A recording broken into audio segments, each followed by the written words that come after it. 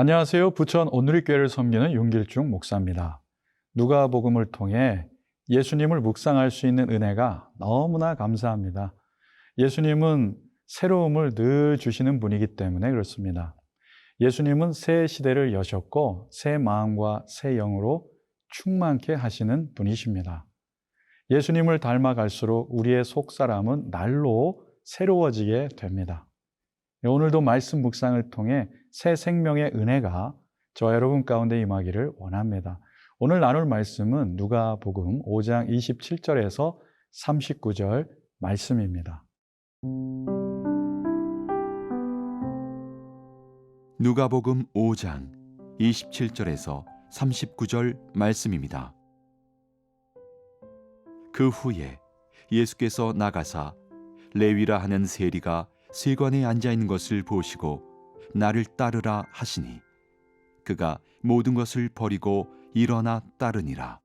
레위가 예수를 위하여 자기 집에서 큰 잔치를 하니 세리와 다른 사람이 많이 함께 앉아 있는지라.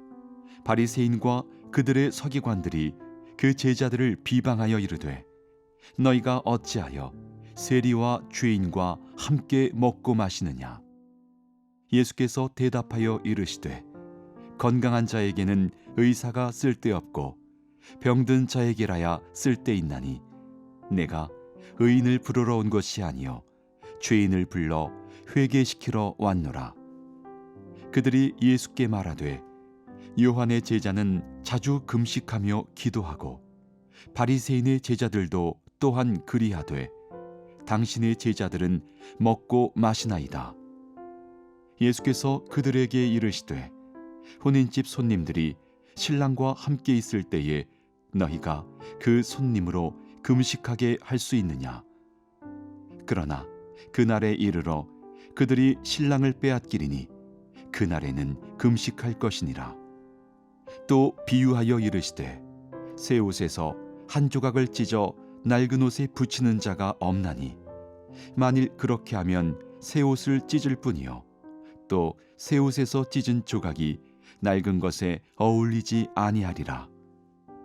새 포도주를 낡은 가죽 부대에 넣는 자가 없나니 만일 그렇게 하면 새 포도주가 부대를 터뜨려 포도주가 쏟아지고 부대도 못 쓰게 되리라.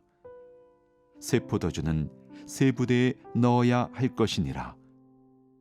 묵은 포도주를 마시고 새 것을 원하는 자가 없나니 이는 묵은 것이 좋다 함이니라. 예수님이 한 제자를 부르시는 장면입니다. 27절, 28절 말씀입니다. 그 후에 예수께서 나가사 레위라 하는 세리가 쇠관에 앉아 있는 것을 보시고 나를 따르라 하시니 그가 모든 것을 버리고 일어나 따르니라. 예수님께서 세리라는 직업을 가진 레위를 제자로 부르십니다. 예수님의 제자의 기준은 세상 사람들과 보기에는 달랐습니다. 뛰어난 도덕성이나 재능이나 스펙이 아니었습니다. 오늘 부르신 마태라고도 하는 레위는 오히려 만인의 욕받이였던 로마 정부의 세금 징수원 세리였습니다. 예수님은 죄인 세리를 제자로 부르시고 계십니다. 세리에게 특별한 게 하나 있다면 부르심에 즉각 응답한 것일 겁니다. 예수님이 나를 따르라 하시니 그가 모든 것을 버리고 일어나 따르니라 라고 했습니다. 비록 욕은 먹었지만 그가 누려왔던 안정과 소유를 버리고 전적으로 예수님을 따라가는 것은 결코 쉬운 선택이 아닙니다. 어떤 선택을 하는 데 있어서 우리를 주저하게 만드는 것의 이면에는 늘 금전적인 부분이 있습니다. 세상에서는 더 좋은 집, 더 좋은 차, 더 좋은 교육, 더 좋은 환경에 사는 것을 목표로 삼고 살아갑니다. 하지만 예수님의 제자로 부르신 성도의 목표는 달라야 합니다. 예수님이 너무 좋아서 예수님의 비하니 모든 것이 배설물같이 여겨지더라라는 바울의 고백이 우리의 고백이 되어야 합니다. 예전에 신학교 때 배운 영성훈련의 목적이 생각납니다. 부적절한 집착에서 벗어나 자유롭게 되는 것, 이것이 영성 훈련의 목적이라고 배웠습니다. 부적절한 집착을 내려놓아야 그리스도를 온전히 따라갈 수 있습니다. 레위 마태는 예수님과 지인들을 자기 집에 초대해 큰 잔치를 열 만큼 부유한 사람입니다. 29절, 30절입니다. 레위가 예수를 위하여 자기 집에서 큰 잔치를 하니 세리와 다른 사람이 많이 함께 앉아 있는지라. 바리새인과 그들의 서기관들이 그 제자들을 비방하여 이르되 너희가 어찌하여 세리와 죄인과 함께 먹고 마시느냐. 예수님은 세리를 차별하지 않으십니다. 그의 부끄러운 과거를 묻지도 않으십니다. 지금 현재 회개하고 돌이켜서 주님을 따르는 것을 중요하게 생각하십니다. 하지만 바리새인과 서기관들은 예수님과 제자들을 비방하고 있습니다. 어찌하여 세리와 죄인과 함께 먹고 마시느냐 하면서 비난합니다. 죄인과 함께하는 것은 율법을 어기는 것이고 부정하게 된다고 믿었기 때문입니다. 그러나 예수님은 의로운 분이시고 부정한 사람이 정결하게 되고 정화를 얻게 되는 것, 이것이 예수님과 함께하는 삶의 축복입니다. 우리는 사람에 대해서 호불호가 있습니다. 하지만 신앙이 성숙하면서 그러한 호불호는 옅어지고 희미해져야만 합니다. 내가 생각하는 기준이 주님의 기준이 아니라 나만의 기준일 수 있다는 것을 돌아봐야 합니다.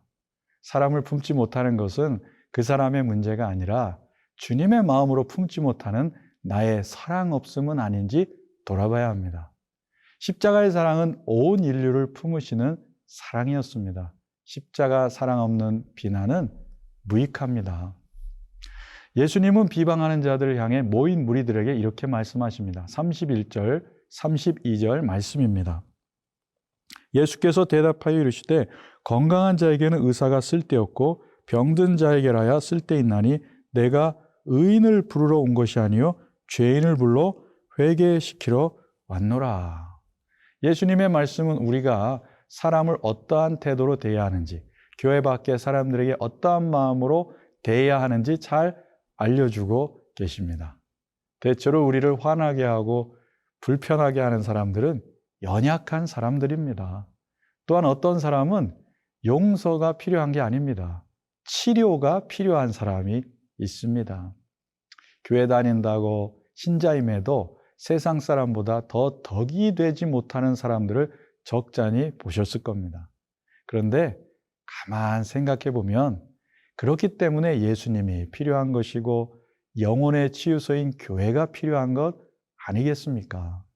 우리는 모두 다소 차이가 있지만 각자가 치유의 여정을 걸어가고 있습니다. 나를 품어주고 용납해주는 이가 없었다면 어떻게 이 여정을 잘 걸어올 수 있었겠습니까? 나를 있는 모습 그대로 받아주시는 고마운 교우님 때문에, 계속해서 치유의 은총을 베푸시는 자비로운 주님 때문에, 그 사랑 때문에 오늘 이만큼 은혜로 살 수 있게 된 것입니다. 그러므로 십자가의 사랑을 우리 마음에 부어주셔서 연약한 사람들을 품을 수 있는 넉넉함을 달라고 기도해야 합니다. 주님이 바라시는 마음은 긍휼한 마음입니다. 동병상련의 마음입니다. 이것이 예수 그리스도의 마음이고 그리스도의 마음으로 사람을 대하도록 늘 기도해야 합니다.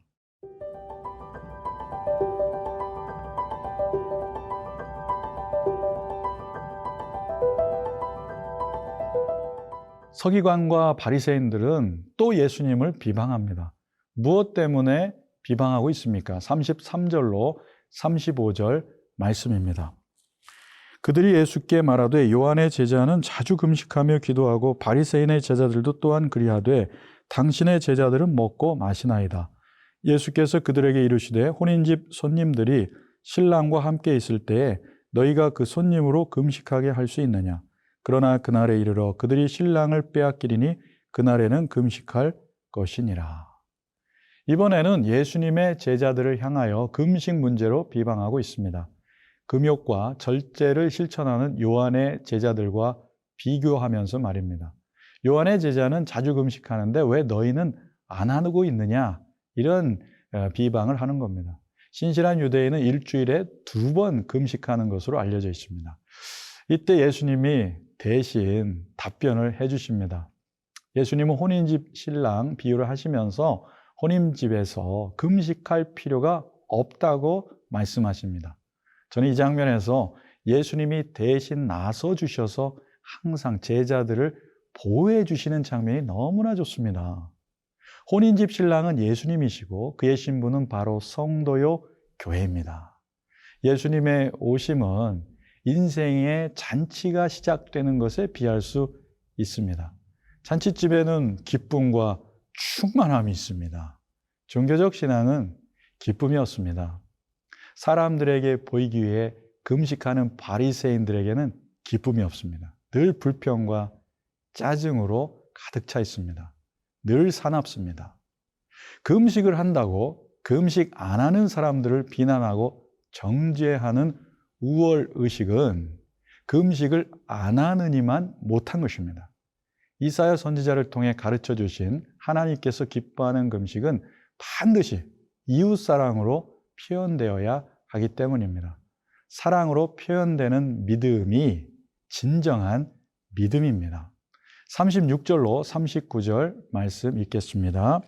또 비유하여 이르시되 새 옷에서 한 조각을 찢어 낡은 옷에 붙이는 자가 없나니 만일 그렇게 하면 새 옷을 찢을 뿐이요 또 새 옷에서 찢은 조각이 낡은 것에 어울리지 아니하리라. 새 포도주를 낡은 가죽 부대에 넣는 자가 없나니 만일 그렇게 하면 새 포도주가 부대를 터뜨려 포도주가 쏟아지고 부대도 못 쓰게 되리라. 새 포도주는 새 부대에 넣어야 할 것이니라. 묵은 포도주를 마시고 새 것을 원하는 자가 없나니 이는 묵은 것이 좋다 함이니라. 예수님은 새 시대를 여셨습니다. 예수님이 오셔서 전하시는 새로운 방식의 말씀은 새 옷, 새 포도주에 비유하십니다. 새 부대는 새 포도주를 담는 우리의 마음입니다. 바리새인들은 옛 종교에 머물러 예수님의 새로운 말씀을 받아들이지 못합니다. 우리 안에 굳어버린 고정관념, 선입견, 편견들이 주님이 주시는 은혜를 가로막아 버립니다. 그러므로 우리 안에 있는 마음의 묵은 땅을 기경하고 새 은혜를 담을 그릇을 준비하는 1월이 되기를 기도합니다.